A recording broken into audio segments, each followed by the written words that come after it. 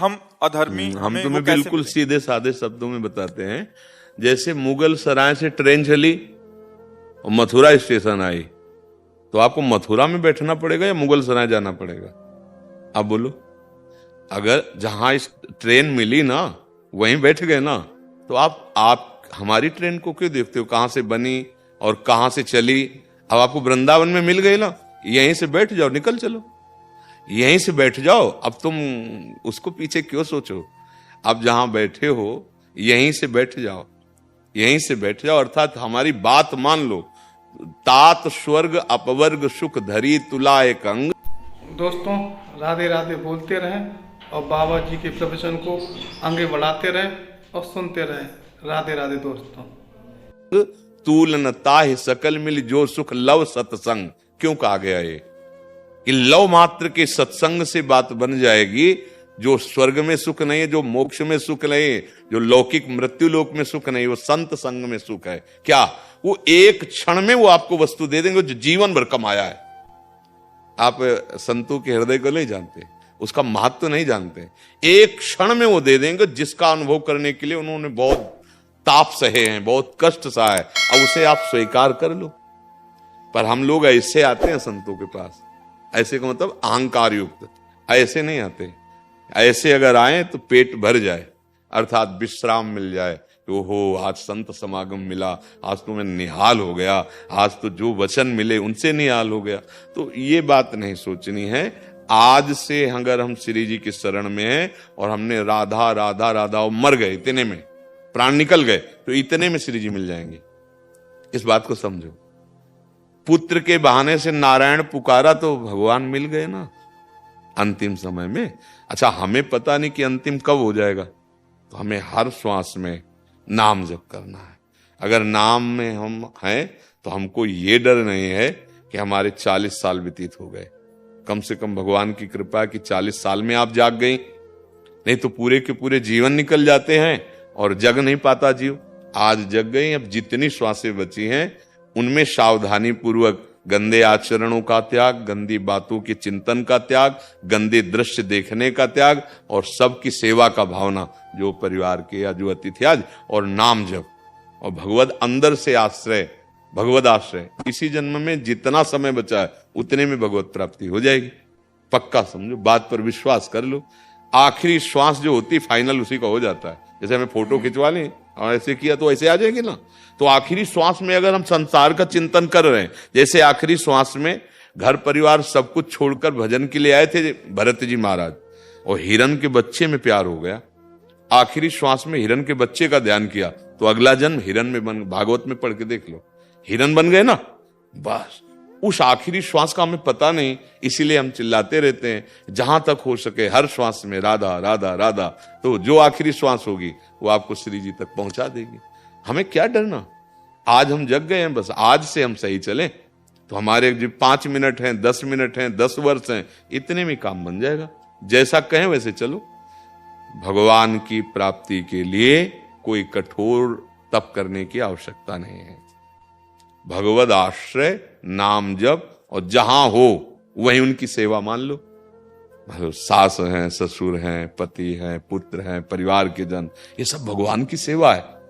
अगर इन्हीं को प्रताड़ित करने लगो तो फिर वो सेवा नहीं हो, फिर अधर्म बन जाएगा। आजकल वयोवृद्ध, बीमार, बूढ़ी सास आदि पड़ी है ना, तो बहुएं उनकी सेवा का ध्यान ना करके उनको कष्ट देते हैं। ऐसे जैसे या नवीन बहू आई, सास बहुत तगड़ी, वो उसको कर, ये सब अधर्माचरण है। इनसे ना घर में शांति मिलेगी, ना इस घर में, हृदय में भी शांति नहीं मिलेगी। अगर आप जो आचरण कर रहे हो उसी को भगवान की पूजा मान लो और सामने वाले में भगवान का भाव कर लो और नाम जप करो, तो जो एक महात्मा की गति होगी वही आपकी गति होगी। विश्वास कर लो। ये तो अनुभव की बात कह रहा हूं, शास्त्र की बात कह रहा हूं, संतों की बात कह रहा हूं कि भगवान की प्राप्ति के लिए कहीं भागने की जरूरत नहीं है, कुछ बदलने की जरूरत नहीं है, अंदर से बदलने की जरूरत है। बाहर सब बदल दिया, अंदर वही कूड़ा करकट है। तो आप देख लो, नौटंकी नाटक शुरू है, दंभ पाखंड शुरू है। और भैया पैंट शर्ट में हो और अंदर से ईमानदारी से जीना सीख गए हो, सच्चाई से, और राम कृष्ण हरि जो बने, नाम जप कर लो और परिवार के सदस्यों को भगवान का स्वरूप समझो। ये हम सच्ची बात करें, तुम भगवान के स्वरूप की ही पूजा करते हो, जानते नहीं हो। जैसे मान लो बहुत प्यारा बच्चा है, बहुत प्यारी पत्नी है, बहुत प्यारा पति है, ठीक है, हम तो देख रहे हैं सामने शरीर ना, तो हमें लगा कि हम इससे प्यार करते हैं, लेकिन जो अंदर था वो निकल गया। आप शरीर को तुम रख के दिखा दो हमें, तो मतलब शरीर से प्यार नहीं करते, पक्की बात है ना। अच्छा, जो अंदर था उससे तुम्हारा परिचय नहीं, तो प्यार किससे करते थे? झूठा हो गया ना। तो वो है भगवान।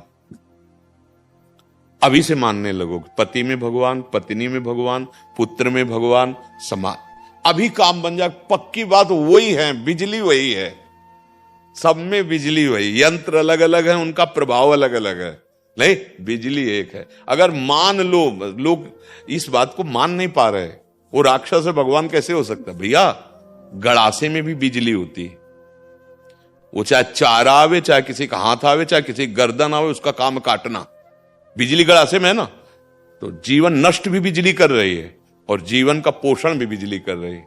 जीवन नहीं, अगर बिजली ना हो तो पानी नहीं पीने को मिलेगा, प्रकाश नहीं, मतलब कितने सब कार्य, बहुत से कार्य। हमें लगता है अपने लोगों के जीवन के ज्यादातर आधार बिजली है, प्रगट में जाने आधार है। अब बिजली का एक ही स्वरूप है क्या? देखो, प्रकाश भी दे रही, ठंडा भी कर रही, हीटर में गर्म कर, कितने यंत्रों का प्रभाव। तो ये खोपड़ियों में गुणों का प्रभाव, सतोगुण, रजोगुण, तमोगुण, वो राक्षस दिखाई देगा, वो देवता दिखाई देगा, वो रजोगुणी दिखाई देगा, राजसी, लेकिन उनमें पावर एक ही है, परमात्मा सबके हृदयों में। और ज्ञानी वही है जो उसको देखता है, पावर को। अज्ञानी वही है जो चमड़े को और क्रियाओं को देखता है। बस बात इतनी समझ ली है, और अगर ये बात आप समझ गए तो पैंट शर्ट में महात्मा हो। तुमको जाकर के लंगोटी लगा के तपस्या नहीं करनी, बात मान लो। सारी तपस्या का फल है केवल समझ ठीक हो जाना। समस्त तपस्याओं का फल क्या मिला है, हम तुम्हें बता दें, समझ ठीक हो गई है, बुद्धि ठीक हो गई है। नहीं तो बुद्धि भ्रष्ट है। बुद्धि का सही निशाने पे लग जाना, ये सब तपस्या का फल है। जैसे पूरी गीता जी सुनने के बाद अर्जुन को क्या मिला? बोले नष्टो मोहा स्मृति लब्धा तत्प्रसादान मयाच्युता। हे गोविंद अच्युत, आपकी कृपा प्रसाद से मोह का नाश हो गया और अब हमें आपकी स्मृति प्राप्त हो गई, अखंड स्मृति अपने स्वरूप की, आपकी। यही है सब साधना का फल, और वो तुम सुन के प्राप्त कर सकते हो। इसीलिए जो महात्मा के संग से क्षण मात्र में मिलता है, वो बड़ी बड़ी साधनाओं से नहीं मिलता है। इसलिए ऐसा भ्रम न पाला जाए कि हम गृहस्थ हैं, हमारा इतना समय बर्बाद हो गया, अब हम क्या करें। बिल्कुल गुंजाइश है, आखिरी श्वास तक गुंजाइश है भगवत प्राप्ति की, डरना मत।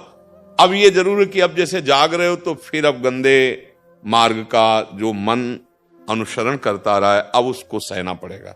अब गंदे आचरण भी करते रहो, फिर वो तो दम्भ हो जाएगा, पाखंड हो जाएगा, और वो यही ज्यादा हो रहा है। अगर आप विषयी हो तो आपकी बात का रंग नहीं चढ़ेगा, चाहे जितना आप कुछ भी।